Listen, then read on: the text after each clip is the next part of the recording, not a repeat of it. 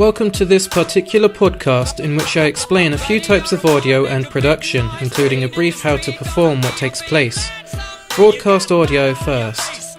This is generally a live audio performance broadcast from radio stations to household or car radios via signal receivers.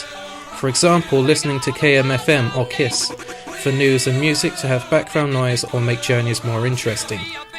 Non-broadcast audio is more commonly known as a podcast and can be accessed through the internet via radio, in-store audio or podcasts, which can also be accessed through YouTube, ITV Player or even BBC to catch up on missed podcasts or shows. You may also use iTunes for Google Play and podcasts as well. Audio formats also influence the type of audio that is broadcast. For example, music are broadcast through the radio and internet but would appear differently. For example, music or TV on the internet is non-broadcast or a podcast and pre-recorded, but if it is on the radio it is broadcast, usually on a live form. When you're choosing a type to broadcast, personally I choose non-broadcast audio for beginners so that any mistakes can be edited out and errors are minimal, but this can be rather time consuming but also rewarding. And for the more adept broadcastings, you can use broadcast audio which is direct, but mind that audio level is practiced, as poorly calibrated equipment ruins the whole broadcast. Either choice you make, you must consider the outcome beforehand and how you can improve or avoid some situations.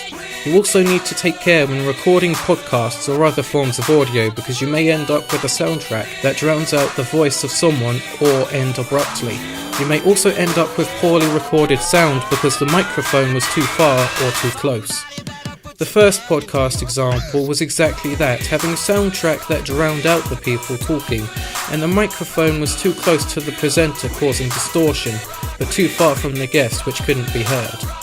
The second podcast example had a balanced soundtrack and the microphone was calibrated to pick up both people's voices clearly. To achieve this, try planning beforehand. This method is called pre-production, which helps organise the podcast better. Another method to achieve a professional recording is to double check and recalibrate the equipment so you have efficient and accurate usage.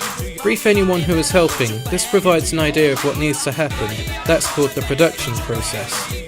Now that you know what the types of production are, don't forget that form and method of how you have completed everything else also influences how the rest of any production turns out. How do you interpret these processes? What's your opinion?